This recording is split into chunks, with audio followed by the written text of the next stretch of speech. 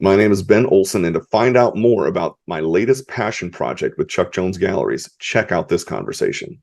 How does that 1960s Batman series come to life? Well, I have a deep love of comic books. I have a deep love of comics. Batman is my number one all-time favorite superhero because when I was a kid, reading through some of the comics as I was in like junior high, and especially when the 1989 movie came out with Michael Keaton and directed by Tim Burton, that was it. Oh my goodness, like that's my Batmobile. That's the whole jazz. I mean, I've got Batman stuff as I'm stuff. I mean, this is it. If I could have any car, this would be the car.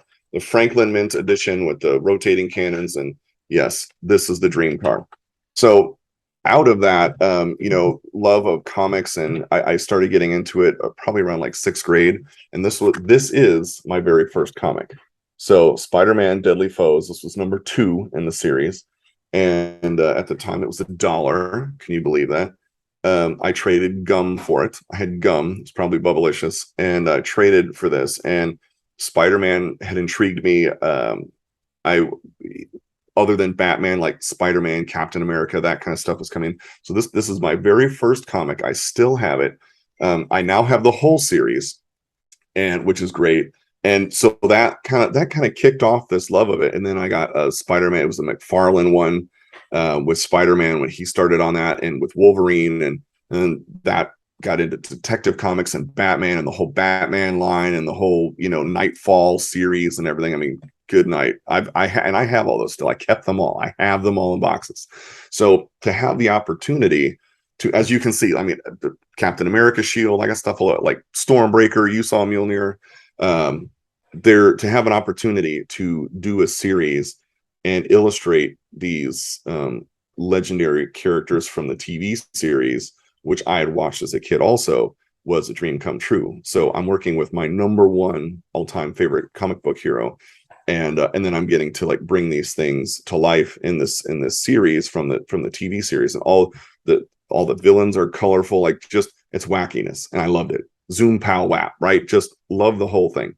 So when the gallery had asked if I would do, how do you feel about doing something like this? Yes, that's, you didn't even have to ask. The answer will always be yes. So we started out with that, and they had, kind of the animated intro, and like, what would it look like as that? And I said, okay, we could do pen and ink, and marker, and wrap it around that, or, which would be more in that animated style, or we could do an illustrated style in colored pencil on dark paper, kind of like what I do with the characters, and bring that richness there. And they came back, and eventually we were like, yeah, we kind of want to see what this colored pencil looks like. So I started with the Riddler, and then I went through the characters too, because there were multiple actors that played, different characters. And like Catwoman, Julie Newmar, or Eartha Kitt, which one are you going to pick? And I was always a Julie Newmar fan, loved Eartha Kitt too, but Julie Newmar was, that was the crush. So in playing through that, it was going through and then doing poses that were unique, and some that were kind of legendary in their poses, but bringing that to life. Well, I did Riddler, and I showed it to them, and I said, all right, if we did it colored pencil on dark paper, illustrated, in their likeness, this is what I would do.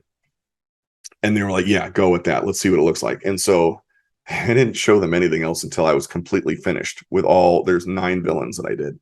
And I went through and I submitted all of them at once. And I said, okay, here you go.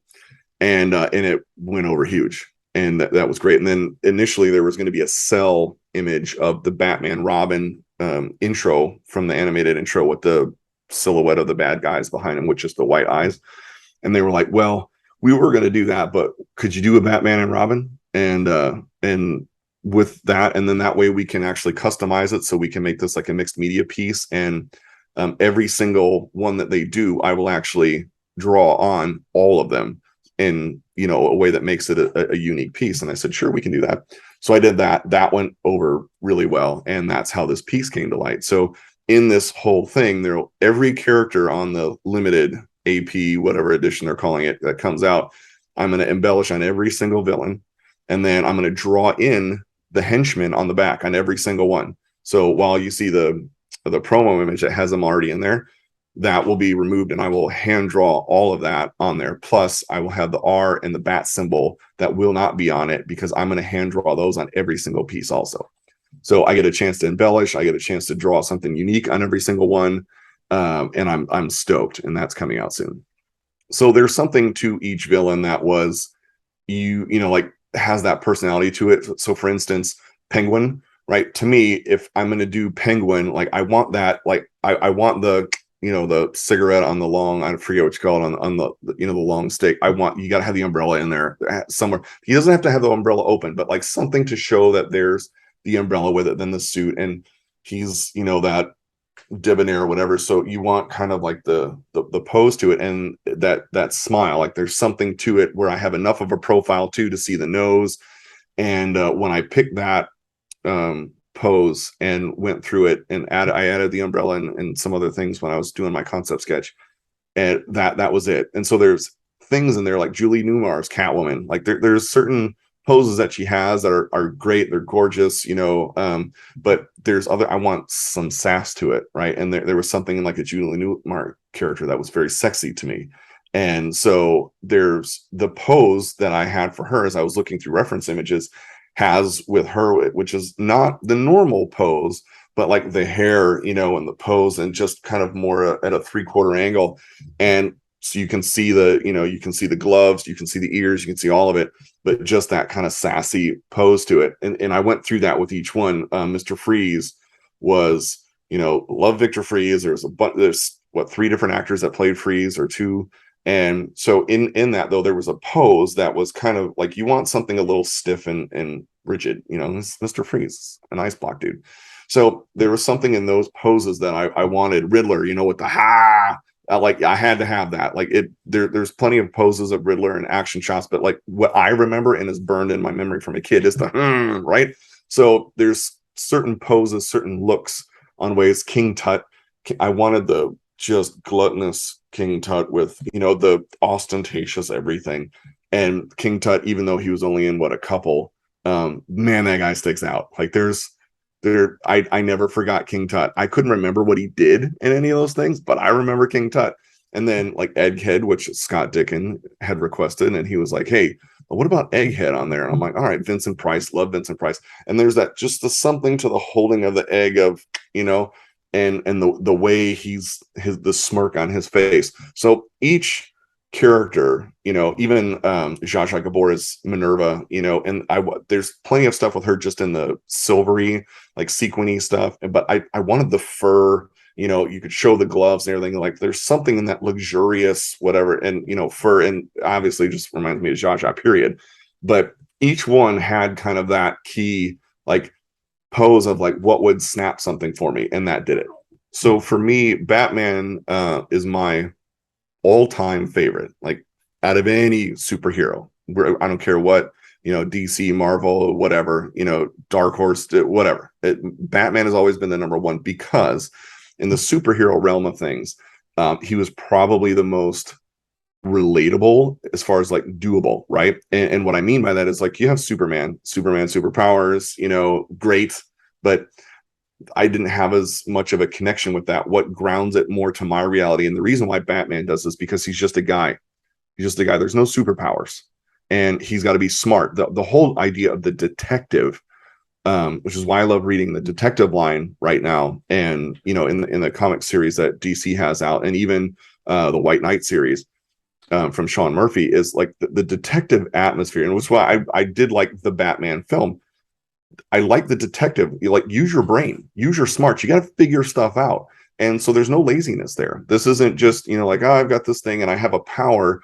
So maybe I rely too much on that power. No, he's got to rely on intellect, and he's got to continually train that to training, period. Like, it doesn't just happen. Like, you're not going to go kick dudes' butts, just because you got super strength. He doesn't have any super strength.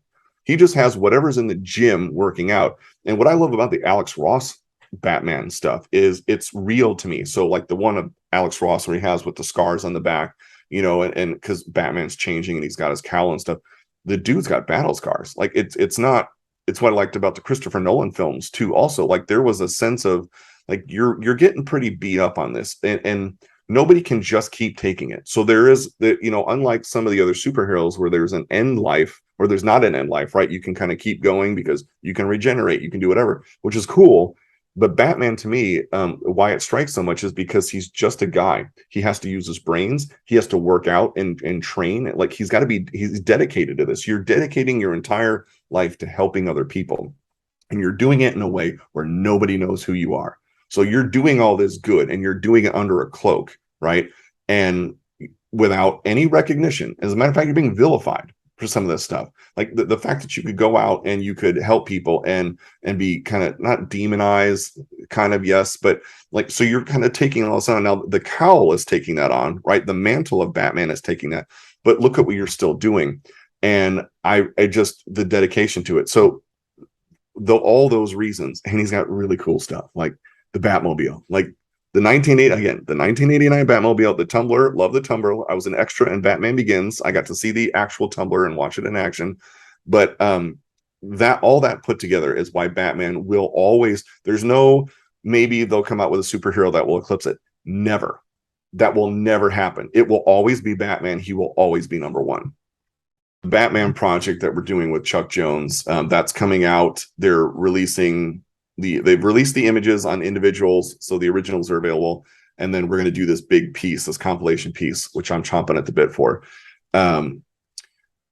If there were more opportunities for Batman to come into existence, if I got a chance to do the 1989, well, basically Batman Returns, so the Tim Burton series of things, if I got an opportunity to start with that, like think of Joker, Catwoman, Penguin, Batman, Alfred, I probably would lose my mind, right? That